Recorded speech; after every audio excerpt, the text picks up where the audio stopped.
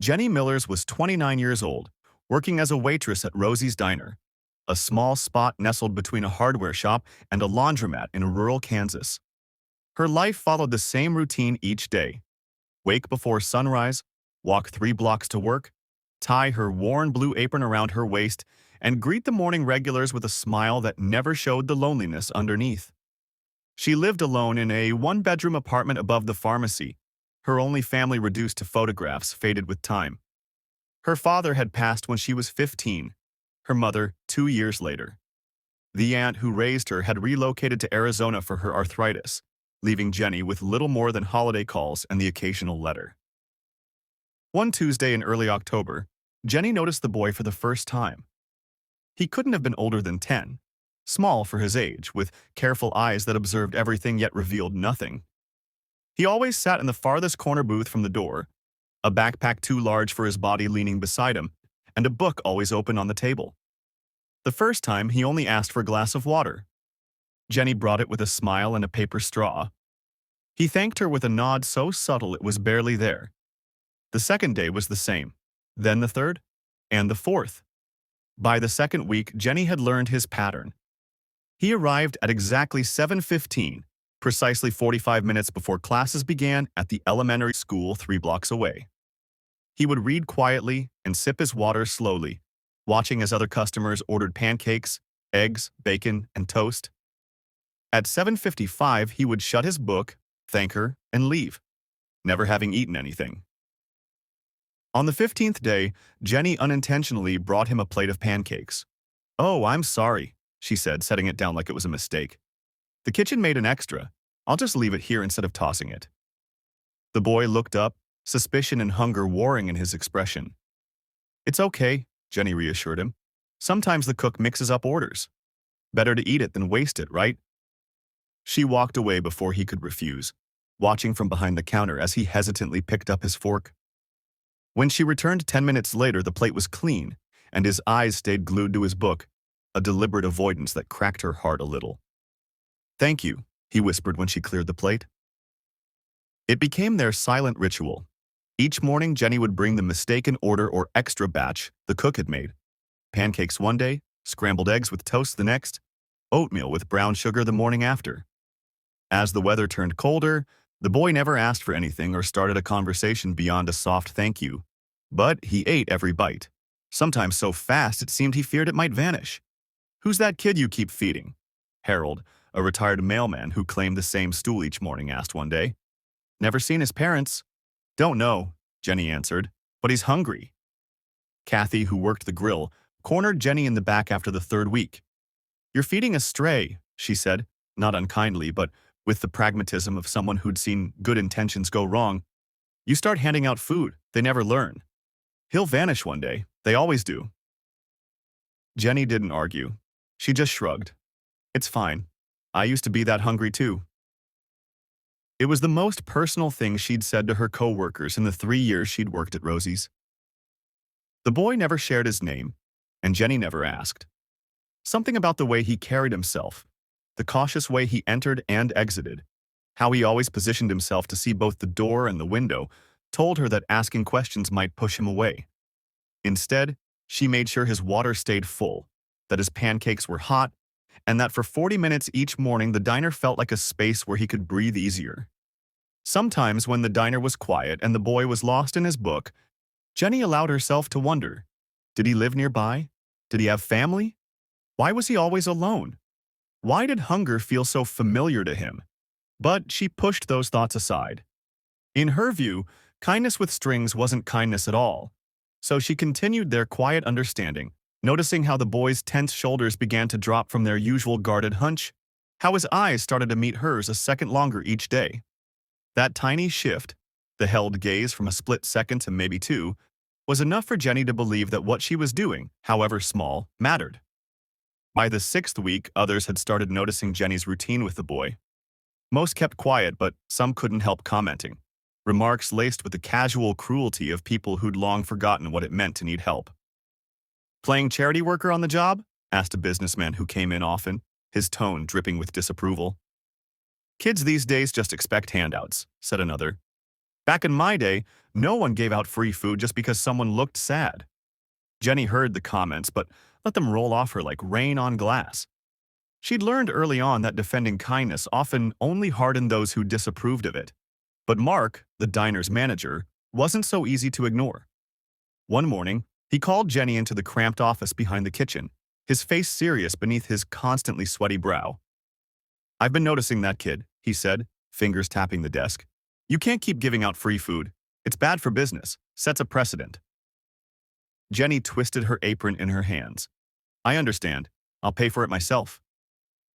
Mark's eyebrows lifted. "From your tips? Those barely cover rent." "It's my decision," Jenny replied, a firmness in her tone that made Mark pause. "Just one meal a day. I can handle it." After a moment, Mark sighed. "Fine. But if it interferes with your work or he causes any trouble, it ends. Clear?" Jenny nodded, relief washing over her. She had expected to be scolded, maybe even fired, but this compromise she could live with. Every morning after that, she set aside part of her tips, money that could have gone to a winter coat or the dentist visit she kept delaying, and paid for the boys' breakfast. One particularly chilly Thursday in November, the boy didn't come. Jenny found herself glancing toward the door every few minutes, a tight unease growing in her chest. She prepared his usual pancakes anyway, placing them at his booth just in case. "Wasting food," Kathy muttered while walking by, shaking her head. By closing, the untouched plate sat like a quiet reprimand. Jenny wrapped up the cold pancakes and brought them home. She couldn't bear to toss them.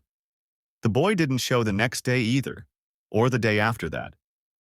A full week passed with no sign of him, and Jenny began to wonder if Kathy had been right. Had he simply moved on the way strays sometimes did?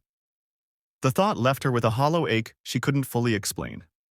She hadn't even known his name, not his story, yet the absence felt meaningful, a small light gone out.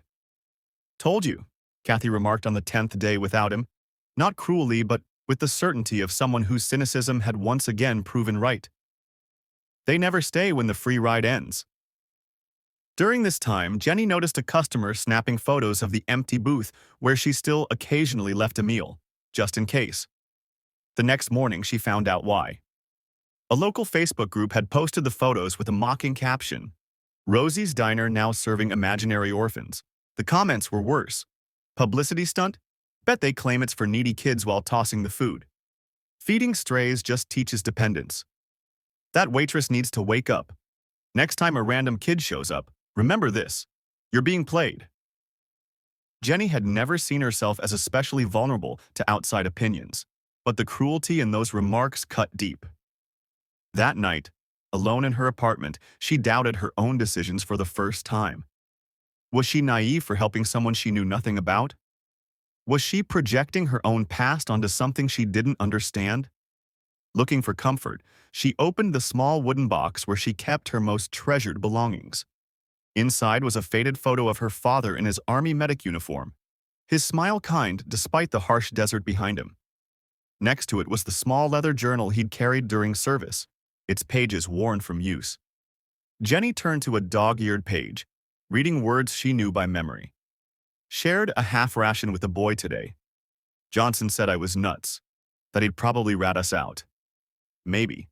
But the way he looked at the food, same as I did when Mom saved me the last bit of bread during the lean years.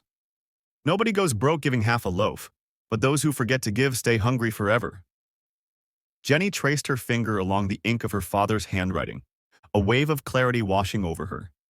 She didn't need the boy's name or story to recognize what hunger looked like. And hunger, whether of the body or the heart, asked for bread, not questions. No one knew the boy's name. No one remembered the face of the woman who helped. But each morning, someone wasn't hungry. If you believe even the smallest kindness can change a life, please type hope. On the morning of the boy's 23rd absence, Jenny came to the diner with her hopes low. The habit of glancing at the door at 7:15 remained, but the keen anticipation had dulled into something like quiet acceptance. Still, she made a plate of pancakes and placed it at his regular booth, just in case. At 9:17 a.m., everything shifted. The first clue was the sudden silence that fell over the usually chatty diner. Jenny, refilling coffee at a booth by the window, looked up to see four black SUVs with government plates pulling into the tiny lot. They moved in tight formation, forming a semicircle in front of the entrance. Conversations halted. Forks froze midair. Outside, passers-by slowed to stare as uniformed men exited the vehicles and stood at attention by each door. From the lead SUV stepped a man whose presence commanded attention even before his uniform did. He was tall, his face weathered from years of sun and stress. His dress uniform, that of a high-ranking military officer, was covered in ribbons and medals that gleamed in the morning light. He scanned the diner's storefront before walking toward the entrance, flanked by two younger officers. The bell above the door chimed, oddly loud in the stunned quiet. Mark came out of the back, adjusting his tie nervously. "Can I help you, gentlemen?" he asked, voice cracking slightly. The senior officer removed his cap. "I'm looking for someone who works here, a woman named Jenny." The place was so quiet, Jenny could hear the low hum of the refrigerator behind the counter. All eyes turned as she stepped forward, still holding the coffee pot. "I'm Jenny," she said, trying to steady her voice though her mouth had gone dry. The officer's stern face softened slightly. "Jenny Millers." She nodded, setting the pot down before her shaking hands could betray her. "My name is Colonel David Reeves, U.S. Army Special Forces Command." He reached into his breast pocket, pulling out a crisp, official-looking envelope. "I'm here because of a promise made to one of my soldiers." He held out the envelope. "This is a letter from the Commanding General of Special Forces Operations, and I have a personal message as well, from Adam's father." "Adam?" Jenny repeated. The name was unfamiliar but somehow important. "The boy you've been feeding the last few months," Colonel Reeves clarified. "Adam Thompson. His father was Master Sergeant James Thompson, one of the finest soldiers under my command." Was the past tense hit Jenny like a weight. I don't understand," she said, still not reaching for the envelope. "Is Adam okay?" "He's safe," the colonel assured her. "He's with his grandparents now in Colorado. But for nearly 3 months he came here every morning before school. His father had been deployed on a confidential mission." Suddenly it all made sense. The boy's quiet nature, his caution, the way hunger clung to him like a shadow. What Sergeant Thompson didn't know, Reeves continued, was that his wife had left soon after he was deployed, leaving Adam behind. The boy was too proud, too scared of being taken away from his home to tell anyone. He got by on the emergency cash his dad had left. He stretched meals in ways we can hardly imagine. Gasps and murmurs filled the diner. Jenny felt her chest tighten as she pictured Adam, with a name now, with a story, fighting to survive, waiting for a father who would never come home. "Sergeant Thompson died in Afghanistan 2 months ago," Reeves said, his voice steady but clearly affected. "In his final letter, he asked us to find the woman named Jenny at the diner, the one who fed Adam without asking questions." He opened the envelope and pulled out a handwritten note on weathered paper. He wrote, "If I don't make it back, find the woman who gave my son breakfast." Adam mentioned her often in his letters. Said she never asked why he was alone. Never made him feel ashamed. Just fed him, day after day. Ask her to know. She didn't just give a child food. She upheld the dignity of a soldier's boy. Jenny accepted the note with trembling fingers, her vision swimming with tears. The colonel's voice faded into the background as she read. "That letter," he continued, "was read aloud at Sergeant Thompson's memorial. Once Adam told us about you, the entire Special Forces community made it our duty to find you and thank you face to face for what you did." His voice faltered for a second. "For helping the child of one of our own, without even knowing who he was. That means something to all of us." The diner had gone completely silent. Even those who once ridiculed Jenny's kindness sat still, their faces revealing surprise and, in some cases, guilt. Colonel Reeves stood upright, lifted his chin, and delivered a crisp salute, a profound gesture of respect rarely shown to civilians. Behind him, every military person in the room followed suit. "On behalf of the United States Army Special Forces, the fellow soldiers of Master Sergeant Thompson, and most importantly, on behalf of Adam, thank you." Jenny stood still, stunned by the realization that her small gestures, pancakes and eggs, a glass of milk, a warm smile without interrogation, had meant everything to a boy enduring unthinkable hardship and to a father facing his final fight far from home. "I didn't know," she finally said, voice almost a whisper. "I just couldn't let him stay hungry." The colonel nodded solemnly. "Sometimes that's enough, Miss Millers. Sometimes simply feeding a hungry child without asking why they're hungry is the greatest form of compassion." As if rehearsed, every soldier in the room and outside beside the SUVs saluted in perfect harmony. The customer, moved by the moment, stood from their seats in quiet respect. Jenny, the soft-spoken waitress who had lived mostly unnoticed for years, now stood in the center, holding a father's final thank you in her trembling hands. A woman whose simple daily kindness had safeguarded more than a child's health.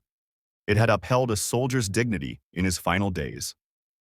The week after the colonel's visit changed Rosie's diner in ways no one could have foreseen.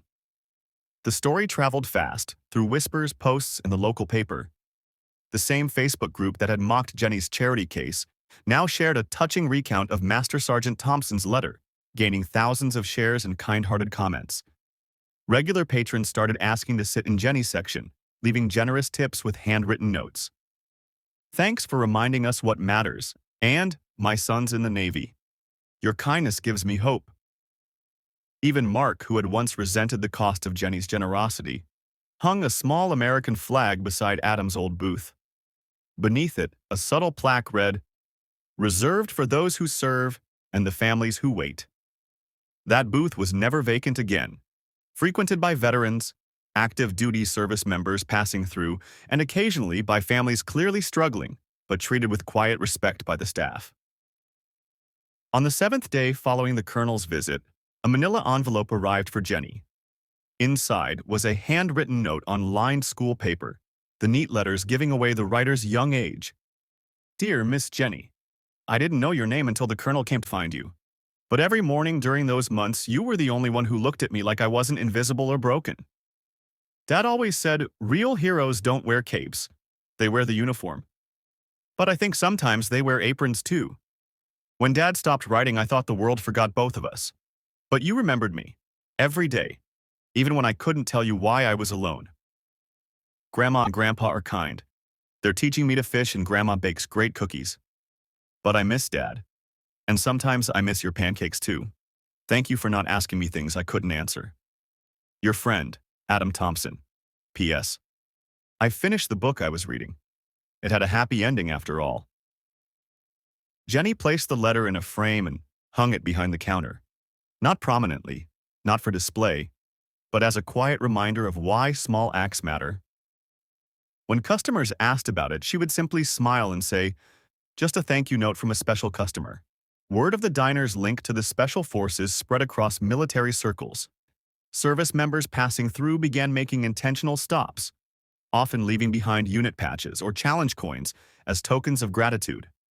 These mementos joined a small bulletin board behind the counter, a growing tribute of appreciation from across the globe. 3 months after the colonel's visit, a school group came for lunch following a field trip. One curious 8-year-old girl watched Jenny as she topped off water glasses. "My dad says you're a hero," the girl declared plainly. "Do you feel like one?" Jenny smiled and knelt to meet her eyes. "No, sweetheart. I'm just someone who knows what it's like to be hungry, not just for food." The girl's teacher, having overheard, added softly, "Hunger takes many forms." Jenny looked up and met the teacher's knowing gaze with a nod. The teacher was right. Hunger wasn't always about food. That was simply the most visible kind. As summer neared, the diner hosted a fundraiser for military families, raising enough money to create a modest emergency fund for kids with deployed parents. Mark, unexpectedly, matched the final donations himself, telling Jenny her quiet persistence had changed something in him. "Never really got why my old man insisted on feeding every kid on the block," he said. "Drove my mom up the wall, but I think I get it now. Sometimes a meal's more than just food." On a calm Tuesday morning, almost exactly a year since Adam had first come into the diner, Jenny arrived for her shift and noticed something shiny and metallic at her usual station. A challenge coin, the small token carried by military members and usually given only within close-knit units, rested beside her order pad. One side bore the Special Forces insignia, the other was custom engraved, Semper Memor, always remembering. Jenny looked around the empty diner, hoping to spot whoever had left it. Finding no one, she stepped outside, scanning the street. The American flag above the entrance fluttered in the early breeze. There were no unfamiliar vehicles parked nearby, no messengers waiting, just the town coming alive, sprinklers ticking, the school bus humming down the block. She slid the coin into her pocket, its weight reassuring. A gentle reminder that kindness offered freely often comes back in surprising ways. That evening, as she hung her apron before heading home, Jenny saw Mark putting up a new sign in the window. Simple, clean, heartfelt. It read, "Whoever you are, whatever you can afford, no one leaves hungry." Catching her watching, he shrugged a little. New policy. Seemed like the right time. Jenny smiled, recognizing the quiet gesture for what it was. No need for speeches, no need for attention. Just a quiet vow to notice hunger and meet it with what was needed. Food without conditions. Kindness without interrogation. As she walked home in the fading light, the challenge coin pressing gently against her side, Jenny thought of Adam, now growing up with his grandparents in Colorado, carrying his father's memory and hopefully the belief that even in life's darkest stretches, compassion can appear in the most unexpected places. Not everyone who helps needs to be seen. Sometimes they only need to know that today, someone didn't go to bed hungry, and that knowledge alone is enough to change a life. You might forget this story in a few days, but if no one retells it, its lessons disappear with it. Subscribe to Incredible Stories, where decency, justice, and memory are honored until the end. The young waitress gently slid the pancakes in front of the boy, whispering, "Same as always, sweetie. No charge." She never asked his name, never expected anything back. But that morning, the whole neighborhood froze as 4 gleaming black SUVs rolled up outside the diner. A man in full military dress stepped out, carrying a carefully folded letter in his hand. Who were they? And why did it bring everything to a standstill?